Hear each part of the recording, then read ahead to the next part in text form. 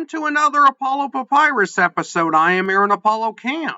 For this episode, my interview guest has experience in broadcast television, in the online marketing world, and as a professional clown. Most importantly for this podcast, she is the author of the Dimensional Alliance series of novels. Since the interview was recorded, the 8th book in the series, Tangles of Infinity, has been released. Her name is Bonnie K.T. Dillabough, and here's my interview with Bonnie. Bonnie K.T. Dillabough, welcome to Apollo Papyrus. Well, thank you so much. I'm so glad to be here. A couple interesting facts about you. You worked for over a decade and a half at broadcast television and was a professional clown. Yes. What was that work like for you? I've had so many amazing adventures. Coming out of high school, I had all these plans and none of them worked out, but the ones that did work out were amazing. Clowning was a spur of the moment venture. I had a friend who told me, you would be really good at this. And I'm like, nah. And she said, no, you really would. This would be really cool. She says, I bet if you put an ad in the free, we were living in Germany at the time. And I was a military wife. And she said, I bet you put an ad in the little free paper that circulates among all of the military people, that people would hire you to do birthday parties and stuff. And I'm like, I don't know. She says, I dare you. And I'm not really good at when somebody tells me I can't do something, I have a tendency to push on and do it. And so I did. I put the ad in the paper, said, there, I put the ad I did it right there at her house. I said, I put the ad in the paper. She says, I'll bet you get phone calls. I said, no, nobody's going to pay any attention to that. Well, sure enough, I did get phone calls and I hadn't even prepared any kind of a costume or makeup or anything. And it was for like 2 days from the day that I got that call that I had to get all that together, which I did. Turns out my very first gig was in a bank. It was his girlfriend's birthday party and he was going to propose to her. And he bought her theater tickets and all this kind of cool stuff.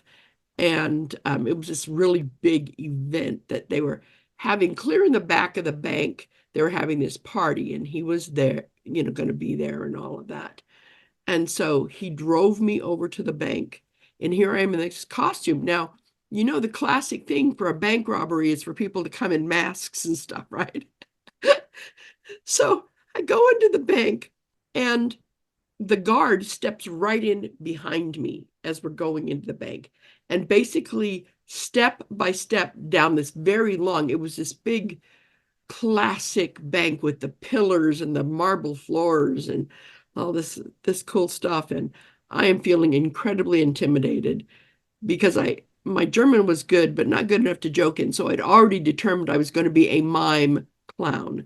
And so all these people at these various places along this long floor that led to the back of the bank were turning around as they're doing their various transactions and looking at me, and I'm acting like I'm just happy and I'm good and everything's fine and wonderful. But I'm scared to death at this point because the guard did not cease to follow me all the way down.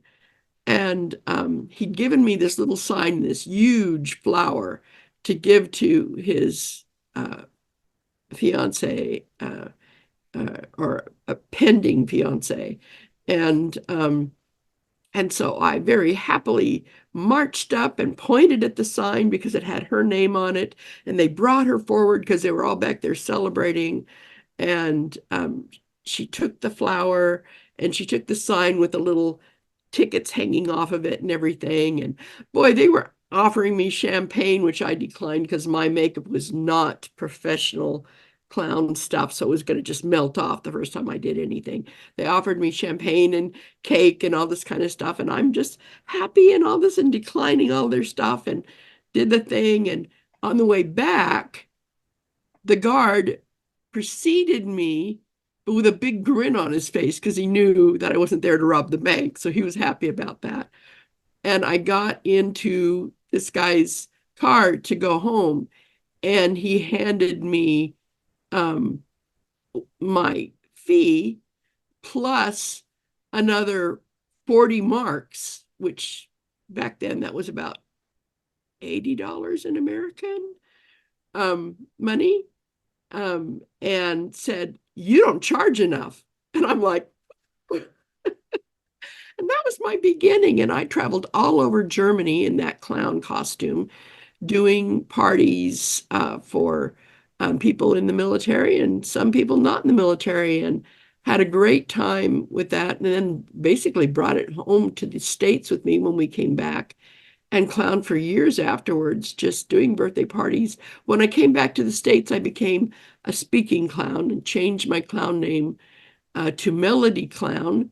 And I did funny songs and stories for kids at birthday parties and things like that. I also did office parties and all kinds of supermarket openings and all that. And it was a blast. I had a lot of fun. I made some extra money. I was raising my children and all of that. So it was kind of a nice little side hustle for me to earn some extra money. Because I made a vow when I first got married to myself that I would never buy a birthday present for my husband with his own money. You were an online marketer since the early days of the internet, and you put your first website online back in 1996, and the internet was just a few years old. As we know it today, was just a few years old at that time. Yes. What was it like working in the early days of online marketing? Well, the funny thing is it actually connects to my broadcast television years because we'd done a show with the local systems operators of the local provider, because back then about the only other option you had was the AOL discs that you got in the mail, and nobody knew what they were, and so uh, generally speaking, there weren't very many options. So I got to talk to these guys and find out about the internet and like that. And they actually invited me over to their workspace, and I got to see their banks of modems and all that. And it was very, very different back then. And they gave me a disc so that I could get online. And I did have a modem because I had been doing bulletin board systems back in the day, before the internet. And so I tried to get on thinking it was like a bulletin board system and not realizing that there were certain other things that I had to do. So I figured it out, and I had bought a book called Easy Websites with HTML or something like that, so that I could learn how to do it. Because back then, you programmed your websites in Notepad. There were no tools. Eventually, Hot Dog came along, and Dreamweaver and some of these other things, but there were no tools back then. And so I diligently did my thing and put up my code, and oh my goodness, it worked. And the first website was horrible compared to anything that we can put together in no time flat with WordPress or any of these other tools, Wix or whatever that's out there. But it was a website, and it had an email address, and it had a couple of links in it, and it had graphics, that was like pretty much all there was back then. Um, Back then, Amazon was just coming online, and all they sold was books. And their uh, interface was kind of clunky and all that kind of cool stuff. But then me and my partner went around trying to sell websites to people, and we're knocking on people's doors and saying, "Hey, we've got this cool thing um, for businesses." And we discovered that 90% of the businesses that we knocked on their doors didn't even have a computer on the premises, much less an email address or internet connection or any of that. And so this was like the early, early days. And it was awesome to see the development of how websites became more than just a few links. And all of a sudden there were plugins, and there were apps and there were all these cool things. Then at that time, we wanted to do video online. Well, if you wanted to have a video online, it would take up to an hour for a 1 minute video to load with what I thought I was smoking hot with a 400 baud modem back in that time. There was no such thing as broadband or any of that. And YouTube had not yet established themselves. There was uh, maybe three search engines out there. Google wasn't established yet. Um, to anybody's knowledge or understanding, when they came out, everybody was excited. I was one of the first people on board with PayPal back in the day when PayPal was paying people to come on board with their payment app, all of this stuff. And I've watched the internet go from this tiny little thing to, if you don't have internet, you're nobody. I mean, I don't necessarily mean that as a personal thing. I have a lot of friends who don't get on the internet. I'm an old lady. I'm, going to be 70 this year. And a lot of my peers are not internet savvy at all. They probably have an email address that they don't hardly ever check, that sort of thing. But at the time, it was breaking news. And I felt privileged to be a part of this new thing. And I kept telling people, people say, well, what really is the internet? Where is it going? Because back then, Bill Gates was saying it was just a fad and it would die out. Um, and I said, you know what? The internet doesn't know what it's going to be when it grows up yet. And I can honestly say that still about the internet. We have not yet begun to plumb the heights and depths of what the internet is capable of. The thing that I concern myself with now is that, like any tool, it can be used for good or bad, right? With a hammer, if you want to build a house, you can drive in nails and create a beautiful house. And you can also take that hammer and smash the heck out of something and ruin it, right? And the internet is being used for both things. What I would like to see is more light, more positivity, more generosity on the internet, but there's so many really good things happening out there that I think really outweigh the bad. But like anything else, if you go into a big city, you're going to see boutiques and restaurants and libraries and all kinds of good things.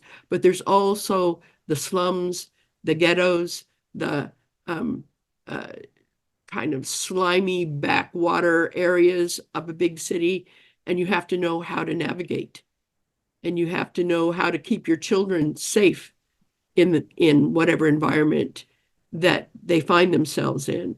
And so we have to educate ourselves. We have to know, we have to understand how to use the internet proactively as a good tool to do many, many amazing things. Now, we're finally going to get into your writing work, and you're the author of the Dimensional Alliance series. I Without am. spoiling too much of the series, what is it about, and how many books are in the series?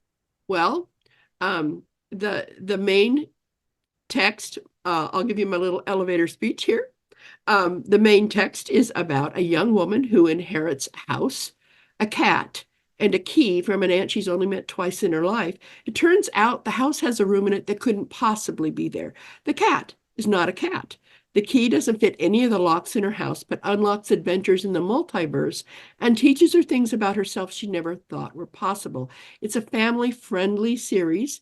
There will be a total of 9 books in the series. 7 books are out. The 8th book is coming out in May, very soon here in just a few weeks. I'm very excited about it.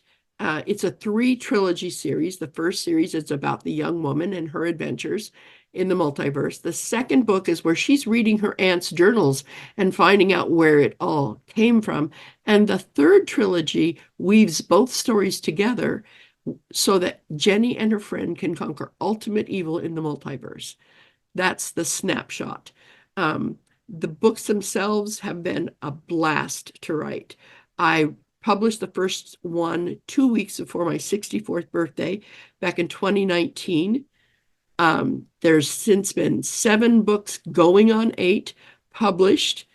So here we are in 2024. So 5 years, seven going on 8 books. And the ninth book will be coming out in November of this year because once I got started, I couldn't stop. They're not short books. They range from about 280 pages to 400 pages, depending on which book you're in. The first book in the series is called The House on Infinity Loop. All of the all of the books in the series have the word infinity in the title because I felt as I was starting this that I had an infinite number of stories to tell. So I'm having fun with it.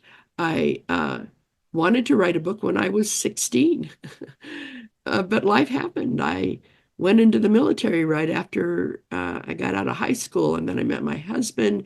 We got married. We had 6 amazing children. We now have 22 grands and 4 great grands, and 2 more on their way. We've got we've had so many adventures. We've done everything. We've been everywhere, it feels like. In 51 years of marriage, we have moved 27 times. I counted. And so we've been a lot of places, we've met a lot of amazing, wonderful people and had a lot of great experiences, which is basically what allowed me to write these books. It's fantasy meets science fiction. There are dragons and robots in my books. And dragons like you're not used to seeing them, and robots in roles that you wouldn't expect. And yeah, it's been an amazing journey because when I started out, I knew nothing, and I am independently published. I looked at my age based on what I knew about what it takes to get published these days. And I didn't want to wait 6 years for the first book in the series to be published. So I decided to publish myself and made every possible mistake you could make. But I figured it out. And now I do book signings. I'm in bookstores. I'm in libraries. Um, and I go to fan conventions. And yeah, it's been kind of the culmination of years and years. I've written all my life, but always wanted to write a novel. And now here I am, and I'm doing it. I've had so many weird and interesting experiences, including at one point, my husband and I were homeless for a while. Fortunately, we had a lot of good friends that we got to sleep on people's couches, so we weren't actually on the street.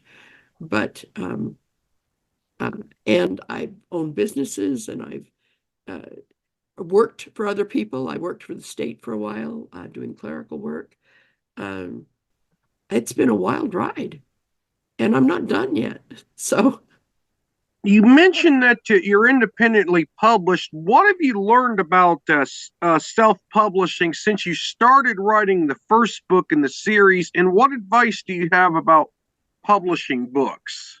ah, well, the first one is that, like everything online or offline, there are scammers out there waiting to take your money. And so you need to be careful. My first advice to somebody who wants to publish independently is to um, get into authoring groups online where you can learn from other authors uh, because there's so much that you don't know. And there are courses out there that you can buy, and some of them are really spendy, and they may or may not help you. But one of the things that I found very helpful is the Alliance of Independent Authors. It's an organization. There's a yearly fee to join, but it's not very much. There's so many benefits, one of which is to learn and understand the publishing industry so that you don't make all the mistakes that I did getting started. Um, uh, and there are a lot of different ways to self-publish. One of the things that you should know is it really depends on the kind of book you're writing and what your goals for the books are. For instance, one of my goals was I wanted my books to be in libraries and independent bookstores, in addition to being on Amazon and all the other online bookstores. And what I discovered was, so don't, if that's your goal, don't publish on Amazon. because uh, you can't get your books in bookstores and libraries because they won't buy from Amazon. So that's, and but if your goals are different, Amazon might be the perfect publishing platform for you. It doesn't cost anything, and it has a lot of benefits. So don't get me wrong, I'm not anti-Amazon. I'm just saying that if you want to be on Amazon and in bookstores and libraries, then you want to publish through somebody like Ingram Spark. Ingram Spark is a publishing and distribution company that they don't own your books. They have the contract is strictly for distributing your books so that people can order your books for their bookstore or for the library. They distribute worldwide, and it costs nothing to get started with them. Um, Now, there's still costs involved in publishing if you're self-publishing. Don't get me wrong. You want to have a good cover artist. I've been very blessed. Richard McKenzie has been amazing, and people love my covers. Um, and you want a really good copy editor. Through the Alliance of Independent Authors, there are a lot of vetted um, people who do various services like copy editing, like cover art, and so forth, that have been vetted by the organization that you can go with confidence knowing it's not a scam. You won't get ripped off. So um, be careful, but also don't be afraid.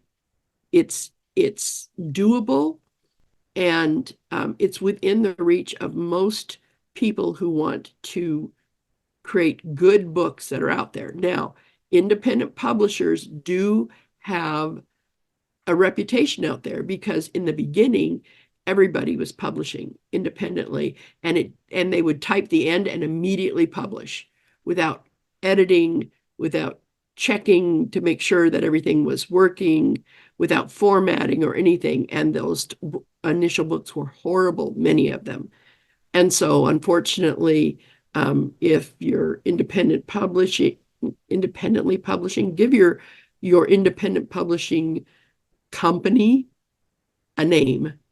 Mine is the Infinite Publishing Alliance, and so that it doesn't appear outwardly. But if you're not with one of the big publishers, don't get too concerned about it, because here's the thing about traditional publishing that we know.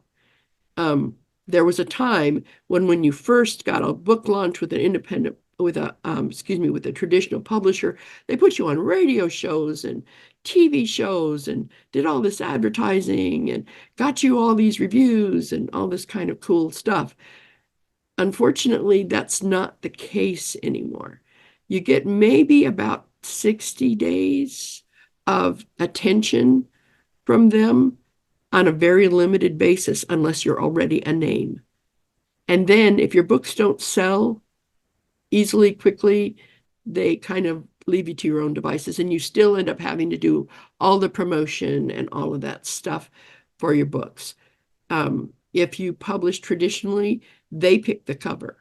They choose the person who's going to edit, and they choose which edits happen and which don't. You get no say in it, or very little say in the final product, and you no longer own your book. It belongs to the publishing company. So, and the other thing is your royalties are usually bigger with independently published books than they are with traditionally published, just simply because they figure they're investing in you, and they're making an investment in you. If you're lucky, you might get a small advance on royalties when you first give them your book. But it's usually very small unless you're J.K. Rowling or Stephen King. What are the easiest and hardest things about writing a book for you? Ah, well, the hardest thing is starting, um, and the hardest thing is finishing. Those are the two hardest things. The easiest thing is I don't ever have to grow up because I can pretend on paper. Because I write fiction, because I write science fiction, fantasy, I get to just use my imagination every day like a little kid on the playground. And I love that. The other wonderful thing is I get to interact with my fans, my readers, and that brings me great joy. When I have somebody come up to me in the grocery store here in our little town of Richland, Washington, saying, "When's the next book coming out? I can hardly wait." Or I have somebody contact me on Facebook or other social media platforms and say, "I love your books. I'm so glad I just got through buying 3 sets, one for each of my nieces and nephews," or something like that. Or I go to a book signing and people are lining up with their books and introducing me to their children and saying, "This is the lady that writes those great books we've been reading aloud together as a family," because my books are family friendly. I made a vow when I first started writing I would never write a book I couldn't read out loud in front of my grandchildren without embarrassment. And so yes, there are tense moments and like that, but there's no bad language or shall we say, spicy scenes in my books. There's a little tiny bit of romance going on, but nothing that you wouldn't see back in the 50s on television, right? Um, but it's exciting. I'm I look forward with great anticipation to the reactions of my readers, and the only real hard thing is whenever I finish one of these books, I have this kind of sad feeling like you're saying goodbye to a friend that you're not going to see for a while, kind of a thing. It's this kind of short little bit of depression. It's like, oh, and then I remember, oh, I don't have to stop. I can start the next book, which I always do. I'm already working on book 9, which will come out in November, by the way, of this year. And that will be the end of that series, but I got another whole series planned. We won't go into that right now, but once I got started, it was kind of like, that potato chip commercial, bet you can't eat just one. Well, I couldn't just write just one. And so my friend joked with me the other day and she said, "You'll be working on your next book while they're wheeling you into the mortuary."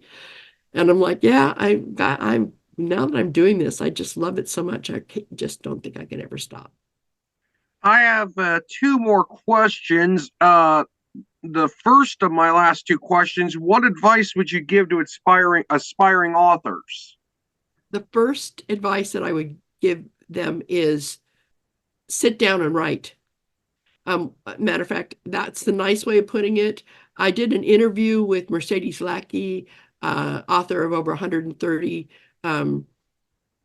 published books in science fiction, fantasy, an amazing author. I loved her books for forever. And it was kind of a fangirl moment for me. But she did this beautiful interview with me. And then at the end, we turned the recording off and she just chatted with me for another 45 minutes, which I thought was very generous of her.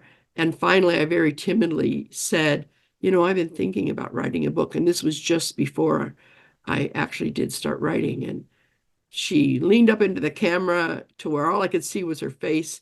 And she said, "So put your butt in the chair and write." That's what she told me. And I said, "Okay."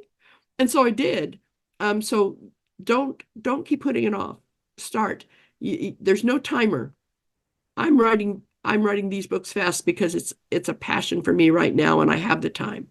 But regardless of where you are in your journey, get started. Second thing, just write. Don't try to edit and write at the same time. Editing while you're writing is a great way to create writer's block because you become critical and you're interrupting the flow of your story that's in your head. Get the story down on the page and then go back and craft your story. Edit is a 4-letter word for a lot of people. It was for me until I realized that this was my opportunity to totally take this story and now make it really amazing. Like a carpenter who's creating a cabinet or a piece of furniture. And first they just put the rough wood together, and then they carve and they sand and they clean it all up and they lacquer it or varnish it or paint it before it becomes the work of art that they intended. And your writing is that way too. Editing is your opportunity to craft your story and make it flow and have those really wonderful turns of sentence that your readers will cherish, and to make your characters truly come alive and and and lock in the emotion and and create the the outcome that you really wanted the story to do. When you start a story, you usually have an ending in mind. I write the last chapter first. That's my technique. I'm what they call a pantser in the industry. I write by the seat of my pants. I don't have a lot of outlines. I do keep little notes here and there about characters and things that I want. And as I get ideas for future chapters, I note them down. But as far as writing, I just write with the flow rather than writing by an outline. But however it is that's your way of doing it, get into your story, get connected with your characters, feel it. And when you feel it, your readers will feel it. I've only got about 2 or 3 minutes left in this interview, but how did you overcome the obstacles in your life, whether it be health problems or other life obstacles? You know, two things. First of all, I believe that good things happen every day, even in the worst situations. I look for something good today that I can hang on to when the going gets rough. There are lots of bumps in the road, but the scenery is worth it. So that's number one. Number two, I have a lot of amazing people that I care about who also care about me. And creating relationships in your life is worth more than any amount of money that anybody can ever pay you for anything you'll ever do. The relationships in my life have allowed me to get through cancer and homelessness and losing all the toes on my right foot and finding myself in a wheelchair, basically for the rest of my life. But what I see possibilities all around me, and I see good people doing good things. And I choose to hang out with those kinds of people. But I also choose to turn around and try to help other people the way other people have helped me. So I reach out and I try to every day find someone I can cheer up, uplift, do something good for, even if it's just a smile and, hey, you look great in that outfit. Or I really appreciated that remark you made on Facebook today, or whatever. Just something that will make them feel better about their day today. If everybody in the world made right now made a vow that today I'll do something good for somebody else and followed through on that, we could change the world practically overnight. Bonnie, thank you for appearing on Apollo Papyrus. You were an amazing guest. Oh, thank you. I'm so grateful to get the opportunity to do this. By the way, your peeps, I'd like to offer them something, a free first book of the series in ebook format. And I will give you that link to put into the description for your peeps. Bonnie was an amazing and insightful guest, and I hope to be able to read the Dimensional Alliance series soon. This is Aaron Apollo Camp reminding you all to write and read your passion. Bye for now.